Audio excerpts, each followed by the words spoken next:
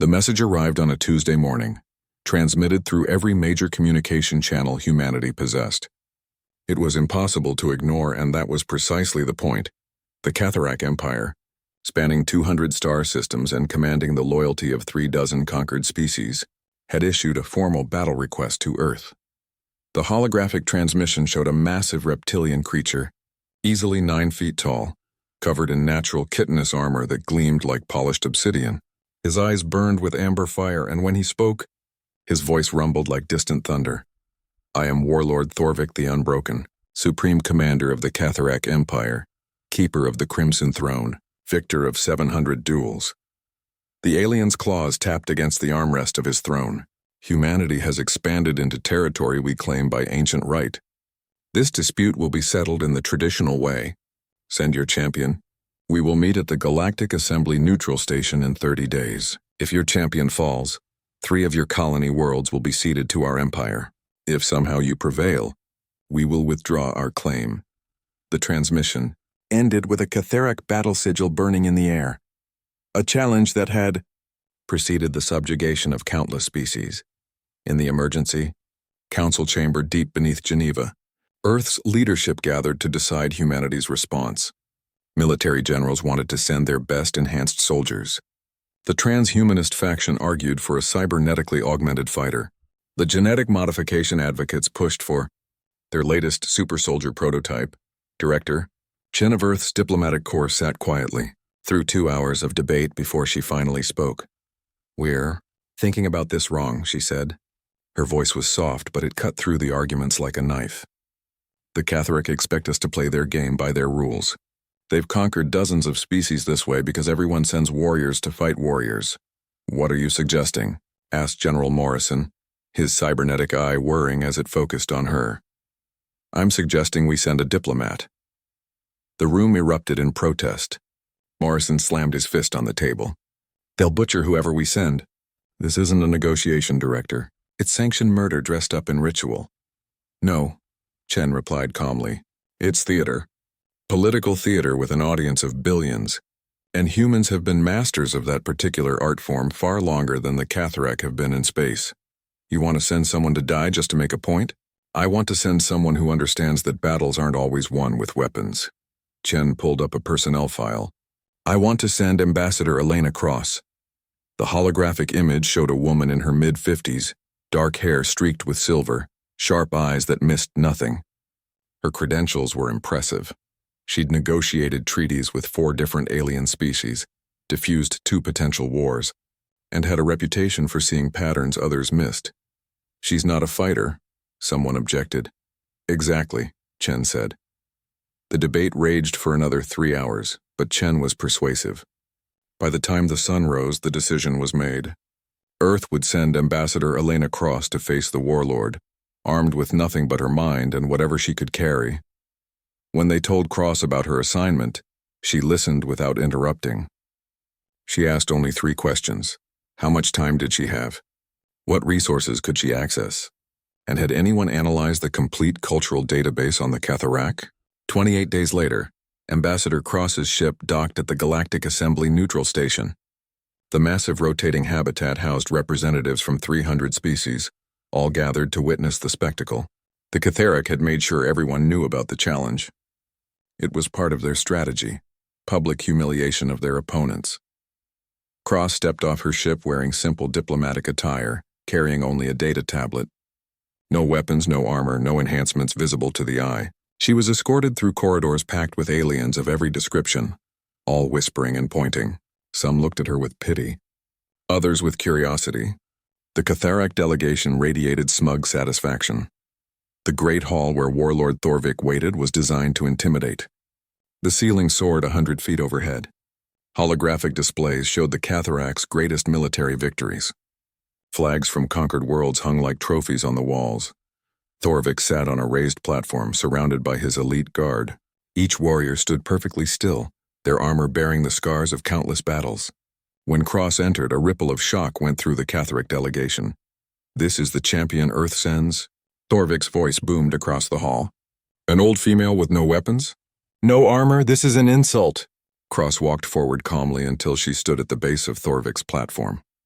She bowed formally, the gesture respectful but not subservient. "Warlord Thorvik, I am Ambassador Elena Cross, and I accept your terms," she said. Her voice was clear and steady, amplified by the hall's acoustics.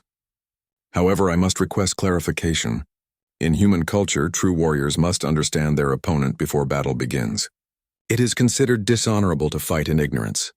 Thorvik leaned forward, his amber eyes narrowing. "What are you saying, human?"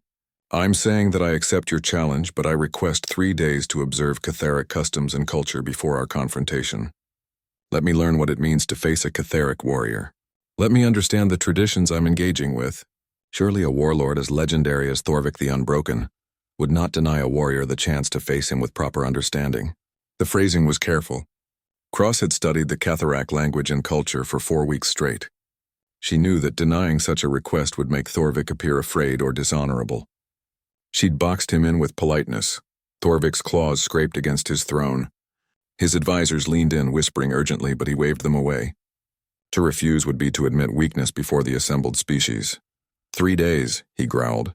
You may observe our customs, attend our proceedings, access our cultural records. It will make no difference. When the 3 days end, you will face me, and Earth will lose 3 worlds. Thank you for your generosity. Warlord? Cross bowed again as she turned to leave. She heard the laughter of the Catharac warriors behind her. They thought she was stalling, desperately buying time before her inevitable defeat. Let them think that. Let them underestimate her. Crown General Vraxis, Thorvik's second-in-command, watched the human leave with different eyes than his comrades. He was laughing along with the others, but something about the human's calm disturbed him. She had walked into a den of predators without fear. That suggested either stupidity or knowledge. He made a mental note to have her monitored closely over the next 3 days. As Cross walked back through the corridors toward her assigned quarters, she allowed herself the smallest of smiles. 3 days. That was all she needed. Not to prepare for a physical fight. She would lose that in seconds. No, she needed 3 days to find the cracks in Thorvik's empire. Every kingdom, no matter how strong it appeared, had weaknesses. Every ruler, no matter how powerful, had secrets. The Catharac had built their empire on the assumption that strength was all that mattered. They were about to learn that information was sharper than any blade. The real battle had already begun.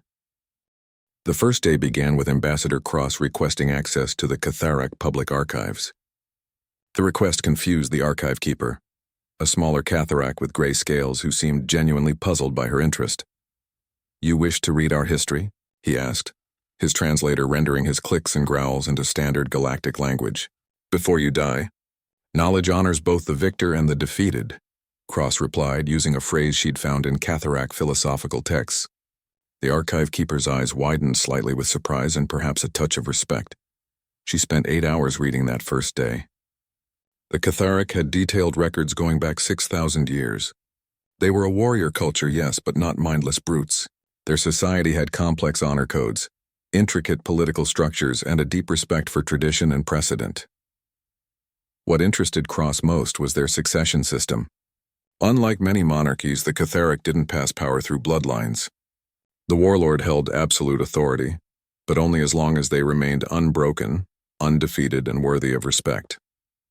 When a warlord fell or was proven unworthy, the strongest and most respected warrior could claim the throne through a claim of the military and noble houses. It was elegant in its simplicity and brutal in its application. No weak ruler survived long, but it also meant that legitimacy was everything. A warlord's power rested on their reputation and the perception of their worthiness. Cross made careful notes on her tablet, her fingers dancing across the screen. On the second day, she requested permission to observe Thorvik's court proceedings. Again, the request was unusual enough that it filtered up to Thorvik himself. He granted it with amusement, seeing it as another sign of the human's foolish desperation. The court was held in a massive chamber with a ceiling that displayed real-time images of the Catharac fleet movements across their empire. Thorvik sat elevated above everyone, passing judgment on disputes, approving military operations, and receiving reports from his territories. Cross sat in a corner designated for observers, mostly used by young Catharac learning statecraft. She watched everything with keen attention, noting who spoke, who remained silent, and most importantly, the undercurrents of tension beneath the formal proceedings. Crown General Vraxis commanded obvious respect. When he spoke, others listened. He reported on fleet readiness, proposed strategic initiatives, and offered counsel on military matters.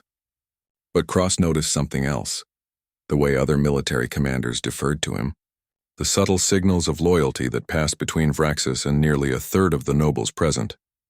Thorvik had been warlord for 40 years. That was ancient by Catharak standards, where most rulers fell within 20 years. Vraxis was younger, stronger, and clearly ambitious. The only thing holding him back was the ironclad requirement that he could only challenge Thorvik if the warlord was proven unworthy. Cross filed that observation away and continued watching. During a recess, she approached several of the younger Catharak nobles, asking innocent questions about history and tradition. Most found her curiosity odd but harmless. One young noble, eager to show off his knowledge, spent an hour explaining the famous duels that had shaped Catharak history. "And Warlord Thorvik?" Cross asked casually. "His title is the Unbroken. What battle earned him that name?" The young noble's eyes gleamed with pride. 20 years ago, the Vrex clan challenged his right to rule. Their champion, Kargoth the Destroyer, was undefeated in 200 battles. Everyone thought Thorvik would fall, but he defeated Kargoth in single combat, breaking the Vrex clan's power forever. Since that day, no one has dared challenge him. "It must have been an incredible fight," Cross said. "The recordings are in the archives," the noble said. "Required viewing for all warrior training. Thorvik's victory is studied as a masterpiece of combat technique." Cross thanked him and returned to the archives that evening. She found the recording easily. It was indeed featured prominently in the military training materials. She watched it 3 times, analyzing every movement, every strike, every tactical decision. Then she started digging deeper. She pulled up medical records from the time period, cross-referencing them with transport logs and communication records. The Catharak kept meticulous records, a cultural trait born from their respect for history and precedent. Everything was documented, stored, and accessible to anyone with sufficient clearance, and as an official guest of the warlord, Cross had been granted extensive access. What she found made her pause and read more carefully. She spent the entire night following a thread of information, pulling documents that hadn't been looked at in years: medical reports, testimony from servants long dead, communications between noble houses that had seemed routine at the time, chemical analysis records from a kitchen inspection. By morning, she had compiled a file that would change everything. On the 3rd day, Cross requested a meeting with Crown General Vraxis. The request was unusual enough that Vraxis's security detail scrutinized her thoroughly before allowing the meeting. They met in a private chamber, just the 2 of them, with guards stationed outside. Vraxis stood with his arms crossed, his amber eyes studying the human with undisguised suspicion. "Why does a dead woman wish to speak with me?" "Because I'm offering you an opportunity," Cross said simply. She held up her tablet. "I've discovered something during my research. Something that concerns the legitimacy of Warlord Thorvik's rule." Vraxis's posture shifted slightly. "Explain." "The duel with Kargoth the Destroyer. It's been celebrated for 20 years as Thorvik's greatest victory, but I found inconsistencies." She pulled up documents on her tablet. Medical records show Kargoth reported severe illness the night before the duel. The court physician attributed it to pre-battle nerves, but chemical analysis from the kitchen where Kargoth's final meal was prepared shows trace amounts of thoraxin compound. Vraxis's eyes narrowed. Every Catharak knew what thoraxin did. It was a slow poison that weakened muscle response and dulled reflexes without causing obvious symptoms. It was the weapon of cowards and assassins. "That analysis is 20 years old," Vraxis said carefully. "Why was nothing done?" "Because no one was looking for it. The physician who recorded it probably didn't understand the significance. But I've also found testimony from a servant who prepared that meal. He's dead now, but his final confession to a priest mentions being paid to add special ingredients to Kargoth's food. The confession was buried in religious records, never connected to the duel." Cross swiped through more documents. "There's more. Communications between Thorvik's chief advisor and the head of the Vrex clan's household, discussing payment for services rendered. Transport logs showing unusual movements of funds. Individually, none of this proves anything. Together, it paints a clear picture. Thorvik poisoned his opponent," Vraxis said slowly. "Yes, his greatest victory, The foundation of his unbroken legacy was built on assassination and deception. Vraxis was silent for a long moment. His claws flexed unconsciously. Why bring this to me? Because you're ambitious, intelligent, and you command the loyalty of at least a third of the military, Cross said bluntly. If this information became public, Thorvik would be revealed as unworthy. By Catharak law, any warrior could challenge his right to rule.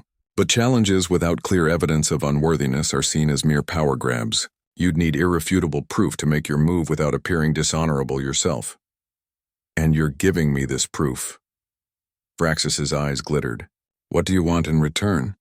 When you take power, Cross said, I want you to honor diplomatic channels with humanity. No more battle requests. No more ritualized combat to settle disputes. Real negotiation, real diplomacy. We can be valuable allies, but we won't be conquered through your traditions. Vraxis studied her for a long moment. Then he reached out and took the tablet, scrolling through the evidence himself. His expression grew darker with each document. Tomorrow you face Thorvik in the arena, he finally said. What is your plan? Cross smiled. I'm going to do exactly what I came here to do. I'm going to win. You're not a warrior. No, Cross agreed. But I don't need to be. Watch the broadcast tomorrow, Crown General, and be ready to act when the moment comes. She left the chamber, leaving Vraxis standing alone with the evidence of his warlord's greatest lie burning on the tablet screen. The combat arena had been prepared for a spectacle of violence. The floor was covered in sand that had absorbed the blood of countless champions. Weapons of every description hung on the walls, traditional Catharak blades alongside trophies taken from defeated species. Holographic displays surrounded the space, ensuring that every being in the Catharak Empire could watch the humans defeat billions of Catharak across 200 star systems tuned in to witness what they believed would be a quick and brutal demonstration of their superiority. The Galactic Assembly representatives filled the observation decks, some hoping to see humanity humbled, others genuinely curious about what the strange diplomat thought she could accomplish. Warlord Thorvik entered first, and the crowd roared their approval.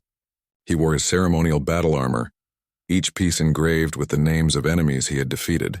In his right hand he carried the Blade of Succession, the weapon every Catharak warlord had wielded for 3,000 years.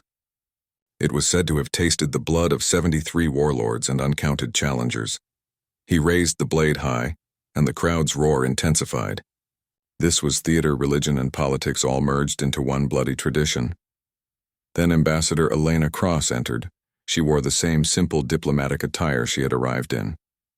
No armor, no weapons, just her data tablet held loosely in one hand. She walked across the sand with steady steps, her expression calm. The Catharak crowd's roar turned to confused murmuring, then to mocking laughter. Thorvik lowered his blade, his expression twisted with disgust.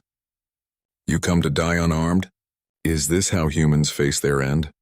With pathetic resignation? Cross stopped 20 feet from the warlord. She looked up at him without fear, her voice amplified across the arena and to every watching screen across the Empire. Warlord Thorvik the Unbroken, before we begin, I must confess something. These past 3 days, while your warriors laughed at my weakness, I have been conducting an investigation. You granted me access to your archives, your court, your cultural records. I studied your history with great care. Thorvik's eyes narrowed. What meaningless stalling is this? It's not meaningless at all, Cross replied. You see, I discovered something troubling. Something that every Catharak watching this broadcast deserves to know. She raised her tablet. Your title, the Unbroken, comes from your legendary duel with Kargoth the Destroyer 20 years ago. That victory established your legitimacy as a ruler worthy of absolute loyalty. My victory was witnessed by thousands, Thorvik snarled. It is recorded and studied. Yes, it is, Cross agreed. I watched that recording multiple times. You fought brilliantly against a legendary warrior who should have defeated you. But I wondered, why was Kargoth so slow that day? Why did his reflexes seem dulled? The recordings show a warrior operating at perhaps 70% of his documented capabilities. She swiped across her tablet, and holographic displays around the arena lit up with documents. Medical records, chemical analyses, testimony from dead witnesses. The crowd fell silent as images filled their view. The night before your duel, Kargoth reported feeling ill. The court physician attributed it to nerves, but chemical analysis from the kitchen where he took his last meal shows traces of Thraxan compound. Cross let that sink in. Every Catharec knew that name. A servant who prepared that meal later confessed to a priest that he had been paid to add special ingredients. That servant is long dead, but his confession remains in the religious archives. Thorvik's grip on his blade tightened. Lies, human fabrications. These are your own records, Cross said calmly. I've changed nothing. I've added nothing. I simply connected information that was scattered across different systems. More documents appeared on the displays. Communications between your advisor and members of Kargoth's household, discussing payments. Financial records showing unusual transfers of wealth. Medical reports that were never properly investigated. She looked directly at Thorvik, then swept her gaze across the watching crowd and cameras. Individually, each piece of evidence could be dismissed. Together, they tell an undeniable story. Warlord Thorvik the Unbroken defeated his greatest challenger because he poisoned him first. Your legendary victory, the foundation of 40 years of rule, was built on deception and assassination. The arena erupted in chaos. Catharic warriors roared with rage, some directed at Cross, but much of it swirling in confusion. In Catharic culture, there was no greater dishonor than false victory. A warrior who won through cowardice and poison was worse than defeated. They were unworthy to even carry a blade. Thorvik's face contorted with fury. You dare accuse me before my entire empire? I'll tear you apart. The evidence speaks for itself, Cross replied. By your own cultural laws, a ruler who achieves power through deception is not worthy of the title warlord. You're not unbroken, Thorvik. You were never worthy to begin with. Thorvik lunged forward, his massive form crossing the distance between them in seconds. His blade swung in an arc designed to cleave Cross in half. The watching crowd gasped, some in anticipation, others in horror. The blade never landed. Hold! The voice thundered across the arena with such authority that even Thorvik froze mid-swing, his blade inches from Cross's shoulder. She hadn't flinched, hadn't moved, had simply stood her ground, knowing that the real battle was already over. Crown General Vraxis strode into the arena, flanked by 24 elite warriors bearing the insignia of the Royal Guard. But more importantly, he was followed by representatives from every major military division and noble house. The arena floor quickly filled with Catharac warriors, all standing in formation behind Vraxis. Thorvik slowly straightened, his blade still raised. Vraxis, what is the meaning of this? Vraxis's voice carried to every corner of the arena and every screen across the empire. The human speaks truth. I have personally verified every piece of evidence she has presented. The medical records are authentic. The chemical analysis is authentic. The servant's confession is authenticated by the religious order that recorded it. The financial records are pulled directly from our own secure archives. He stepped closer to Thorvik, his own hand resting on the hilt of his blade. You murdered Kargoth the Destroyer through poison and called it honorable combat. You built your entire reign on that lie. Every warrior who has served you, every battle fought in your name, every honor claimed by our empire under your rule, all of it is tainted by your cowardice. Thorvik's eyes darted around the arena, seeing the expressions on the faces of his warriors. Shock, disgust, betrayal. The careful structure of loyalty and respect he had built over 40 years was crumbling in real time. Broadcast to billions, she's manipulating you, Thorvik roared. Can't you see? This is human trickery. They've fabricated these records. Nothing is fabricated, Vraxis replied coldly. I've had our best analysts verify every document. They are genuine Catharac records created by Catharac hands stored in Catharac systems. The only trickery is yours, Thorvik. The only deception is what you built your throne upon. Cross finally spoke again, her voice cutting through the tension. I never needed to fight you, warlord. You defeated yourself 20 years ago when you chose poison over honor. I simply revealed the truth. Thorvik looked at the blade in his hand, then at the assembled warriors. He was surrounded by thousands of Catharic, many of whom had devoted their lives to serving him. Now they looked at him with contempt. By Catharic law, Vraxis announced formally, a ruler proven unworthy may be challenged by any warrior of standing. Thorvik the Deceiver, I strip you of your title. You are no longer warlord. You are no longer worthy to command even a single soldier. The other military commanders and nobles stepped forward, each making the same declaration. One by one, they formally withdrew their support. In Catharac culture, this was more than political theater. It was the complete dissolution of Thorvik's authority. Thorvik's blade lowered slowly. He looked at Cross with an expression that mixed hatred and something like respect. You executed me without striking a single blow. Information is the sharpest weapon humans possess, Cross replied. You requested battle. I simply chose the battlefield. Thorvik dropped his blade into the sand. The blade of succession, which had been held by 73 warlords, clattered against the ground like worthless metal. The symbolic gesture was clear. He surrendered not just his title, but his claim to any honor. Vraxis signaled to his guards. They moved forward and seized Thorvik, stripping him of his ceremonial armor piece by piece. The former warlord didn't resist. What would be the point? His empire had watched his disgrace unfold. There was no recovering from this. As Thorvik was led away to face traditional justice for his crimes, Vraxis turned to face the assembled crowd and cameras. The Catharak Empire has been led by deception. This ends now. I claim the right of succession not through challenge, but through the acclaim of our warriors and nobles. Who stands with me? The response was immediate and overwhelming. Every warrior in the arena, every noble house representative, every military commander raised their voices in support. Across the empire, billions of Catharak added their voices to the acclaim. Vraxis was now warlord, his claim legitimate and uncontested. He turned to Cross and gave her a formal bow, a gesture of respect between equals. The diplomatic quarters assigned to Ambassador Cross became unexpectedly busy in the hours following Thorvik's fall. Representatives from a dozen species requested meetings. Their curiosity about the human diplomat suddenly transformed into something approaching cautious respect or, in some cases, barely concealed wariness. Cross declined most of the requests politely. Citing exhaustion, it wasn't entirely false. 3 days of intensive research followed by the careful orchestration of a political coup had drained her more than any physical combat could have. But she did accept one meeting that evening with Warlord Vraxis. He arrived without the massive entourage that had accompanied Thorvik everywhere. Just 2 guards who remained outside the door, giving them privacy. Vraxis had already claimed the Blade of Succession and wore the formal insignia of his new position, but his manner was businesslike rather than triumphant. Ambassador, he began, settling into a chair that seemed too small for his bulk. We have practical matters to discuss. The 3 colony worlds, Cross said. It wasn't a question. Yes. The battle request specified them as stakes. I have formally withdrawn the request, but there will be questions about those territories. Some of my nobles will expect me to press the claim anyway, victory or not.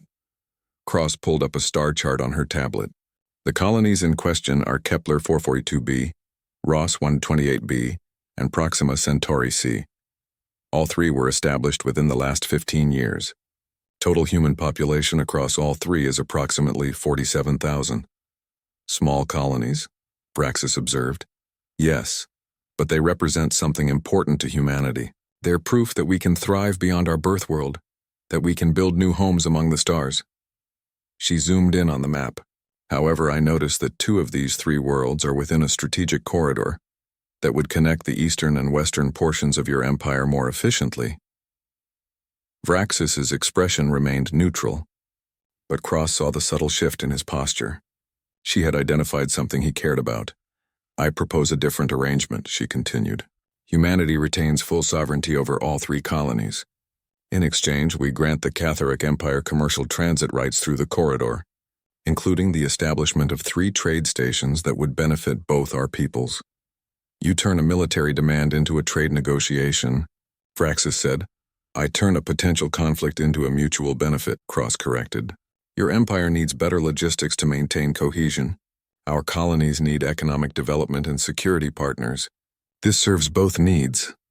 Vraxis was quiet for a moment, his claws tapping thoughtfully against the armrest. Thorvik would never have accepted such an arrangement. He thought only in terms of conquest and submission.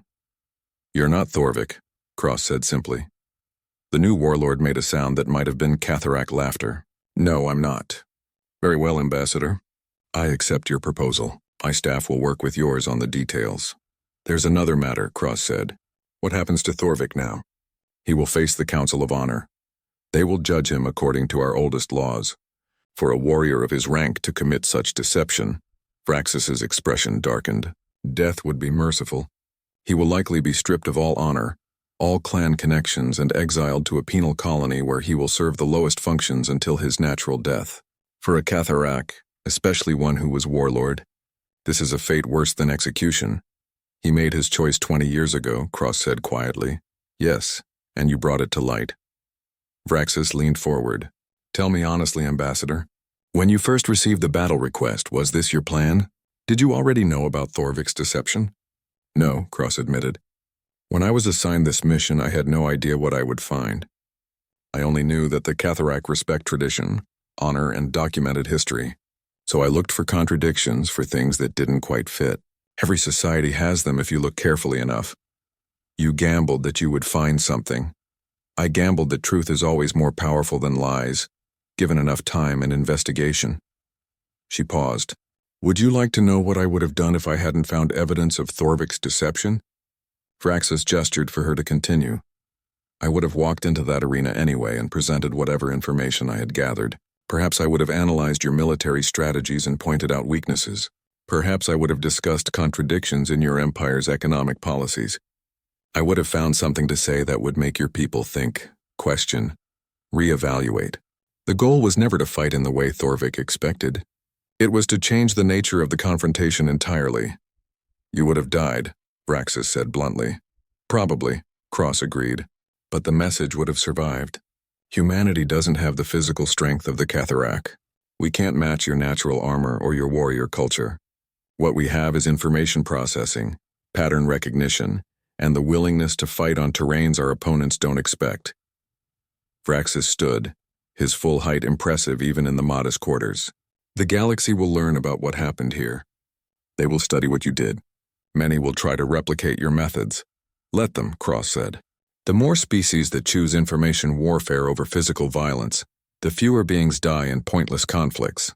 That's a galaxy I'd prefer to live in. Some will call you a manipulator, a destroyer of governments. Some will, she acknowledged. Others will call me a diplomat who prevented a war and removed a dishonorable ruler. History will decide which interpretation prevails. After Vraxis left, Cross stood at the window of her quarters, looking out at the vast space station. She could see the ships of 100 different species, all gathering in this neutral ground where conflicts were resolved and treaties were signed. Her tablet chimed with an incoming message from Director Chen back on Earth. Cross opened it and saw her superior's face, wearing an expression that mixed relief and something that might have been pride. Ambassador, the entire diplomatic corps has been watching the broadcasts. I've received 17 requests for interviews. 23 requests from other species wanting to open or expand diplomatic channels with humanity. And approximately 400 messages from various Earth governments asking what the hell just happened. Cross smiled slightly. Tell them that a battle request was issued and resolved according to acceptable terms. Humanity retained sovereignty over all contested territories, and we've gained a new trade partner. You overthrew an alien government on live broadcast, Chen said dryly. I revealed truth. What the Catharak chose to do with that truth was their decision. Cross sat down, suddenly feeling the full weight of exhaustion. Director, I need to include something in my formal report. What I did here? It could become a template. A method that others try to replicate. Is that a problem? It could be. This worked because Thorvik was genuinely guilty of a crime that violated his culture's deepest values. The evidence was real. The deception was real. The dishonor was real. But this same approach could be weaponized by those with less ethical constraints. False evidence could be manufactured. Innocent leaders could be targeted.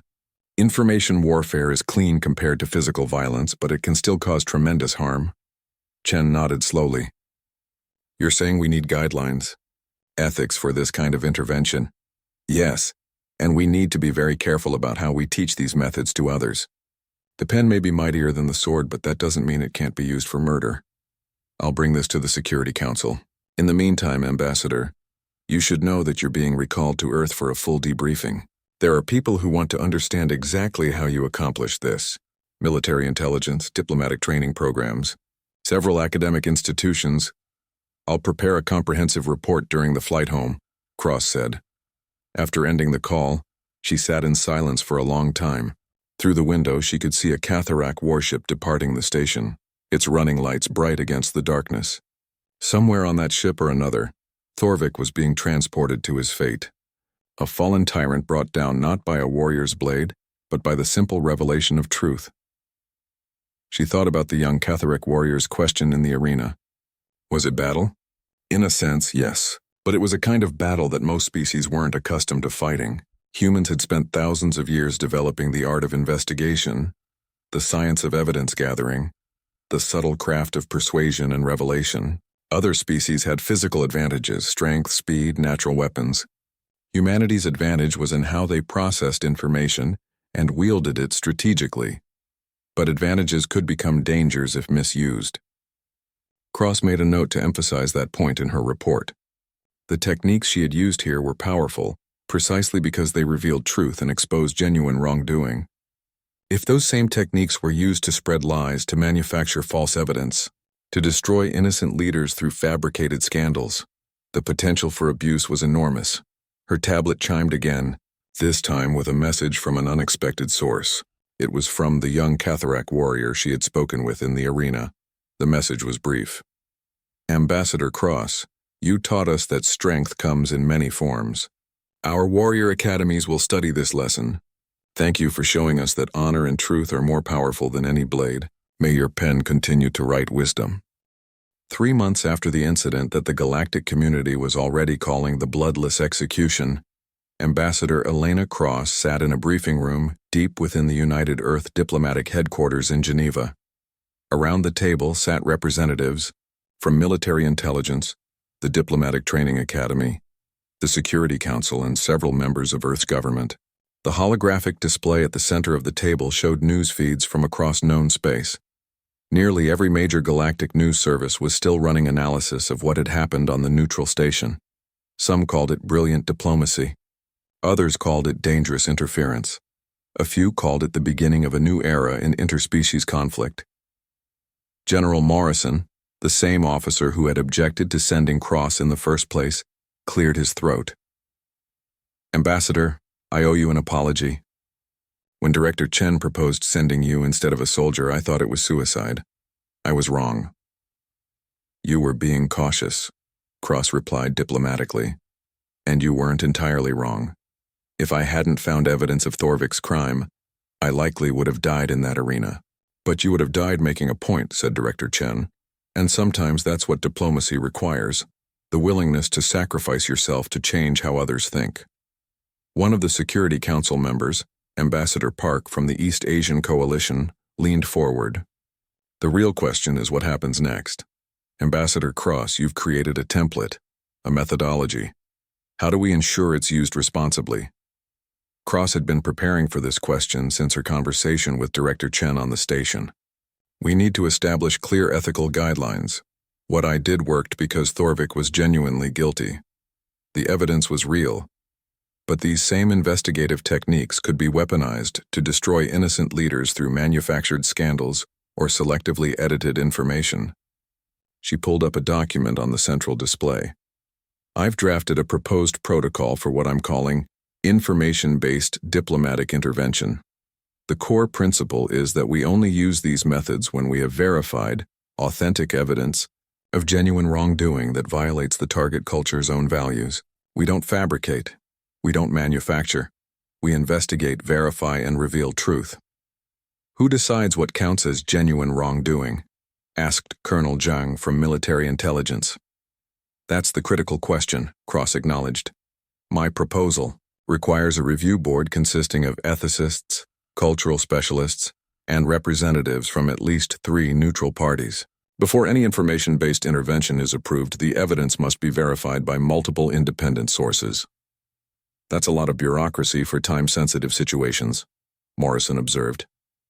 Yes, Cross agreed. But that's intentional. These methods are powerful enough that they should require significant oversight.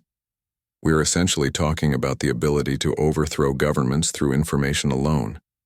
That kind of power needs checks and balances. The discussion continued for 2 hours with various stakeholders raising concerns and proposing modifications. By the end, they had the framework for a policy that would govern how Earth's diplomatic corps could use information warfare techniques. But even as they talked, the galaxy was already changing in response to what Cross had done. Reports were coming in from across known space. The Catharic Empire under Warlord Vraxis had begun a comprehensive reform of their honor codes, incorporating verification protocols to prevent future deceptions. Other warrior cultures were likewise re-evaluating their traditions, recognizing that modern information technology made it harder to maintain lies over time. The trade agreement between Earth and the Catharic Empire had been finalized. 3 space stations were under construction in the corridor between the disputed colonies, jointly operated by human and Catharic personnel. Early reports suggested the collaboration was going surprisingly well, with both species learning from each other's approaches to station management and security. More significantly, 17 other species had approached Earth requesting formal diplomatic relations or expansion of existing treaties. The message was clear. Humanity had demonstrated capabilities that made them valuable as allies and dangerous as enemies. Not everyone was pleased. The Draxon Confederacy, a militaristic empire that had been expanding aggressively for decades, had issued statements calling Cross's actions dishonorable interference in internal Catharac affairs. Their spokesman had declared that true strength comes from warriors, not from cowards who hide behind data and manipulation. Director Chen had shown Cross those statements during a private meeting. "They're threatened," Cross observed. "The Draxon have built their entire identity around military supremacy. What I did challenges their worldview." "Should we be concerned about them?" Chen asked. "In the short term, no. They're too busy consolidating their recent conquests. But eventually," Cross pulled up intelligence reports on the Draxon. "Eventually, they may decide to test whether humans can replicate what I did. They may issue their own battle request." "What would you do if they did?" Cross was quiet for a moment. "Hope that I could find the truth before they found my weaknesses." 2 weeks after that conversation, the test came, but not from the Draxon. A smaller species called the Velkar, aggressive traders with a reputation for hostile economic takeovers, had begun making territorial claims near human mining operations in the outer territories. Their leader, First Merchant Croth, had issued what amounted to an ultimatum: cede the mining rights or face economic warfare. The Security Council asked Cross to review the situation and provide recommendations. She spent 3 days analyzing Velkar culture, economic structure, and political systems. Unlike the Catharac with their straightforward honor codes, the Velkar were complex. Their entire society was built around commercial success and the accumulation of resources. Leadership was determined by wealth and trading acumen. Cross prepared her report and presented it to the council with a heavy heart. "First Merchant Croth has built his fortune through legitimate means," she said. "Aggressive means, certainly, and his business practices are ruthless. But I found no evidence of actual crimes or violations of Velkar cultural values. He's operating within the boundaries his society accepts." "So what do we do?" asked Ambassador Park. "We negotiate," Cross said firmly. "We use traditional diplomacy. We offer trade concessions in one area to protect our interests in another. We find a mutually beneficial arrangement. What we don't do is try to manufacture a scandal or force regime change just because their leader is inconvenient for us." General Morrison nodded approvingly. "You're practicing what you preached about ethical guidelines." "Yes. The methods I used against Thorvik were justified because he was genuinely guilty of poisoning an opponent and building his entire reign on that lie. Croth is just the aggressive businessman. I don't have to like him to recognize that he hasn't crossed ethical lines that would justify intervention." The Earth delegation eventually reached a trade agreement with the Velkar that satisfied both parties. It took longer than an information-based intervention might have, and humanity gave up more than they might have wanted. But it was honest diplomacy, conducted between equals. 6 months after the Thorvik incident, the Galactic Assembly held a special session to discuss the implications of information-based conflict. Representatives from 200 species gathered to debate whether new regulations were needed. Cross attended as Earth's representative. She listened to hours of debate, some species praising the technique as a civilized alternative to warfare, others condemning it as manipulation and interference. When it was finally her turn to speak, she approached the central podium with the weight of the galaxy's attention upon her. Honorable representatives, she began, I understand the concerns raised here today. What happened with the Catharak has made many of you uncomfortable, and rightly so. The ability to overthrow governments through information alone is a frightening power. She paused, letting that acknowledgement settle. But I want to be clear about something. I didn't invent information warfare. I didn't create the concept of investigation or evidence gathering. These tools have existed throughout history, used by every civilization that developed writing, record-keeping, and analysis. What happened on that station wasn't unprecedented. It was simply very public. She pulled up historical examples on the chamber's displays. The Vrex Trade Consortium fell when investigators revealed their leaders had been embezzling funds. The Thornback dynasty collapsed after records showed systematic abuse of conquered populations. The Merchant Guild of Praxis dissolved when their secret agreements were exposed. All of these events happened before humanity joined the galactic community. All of them were information-based interventions by various parties. Murmurs spread through the chamber as representatives recognized the historical precedents. The difference, Cross continued, is that I did it openly, with verified evidence and in service of genuine justice. Thorvik the Deceiver had poisoned an opponent and lied about it for 20 years. His own people's values condemned such actions. I simply revealed what he had hidden. She looked around the chamber, meeting the eyes of different species. The question before this assembly isn't whether information should be used in conflicts. That ship sailed millennia ago.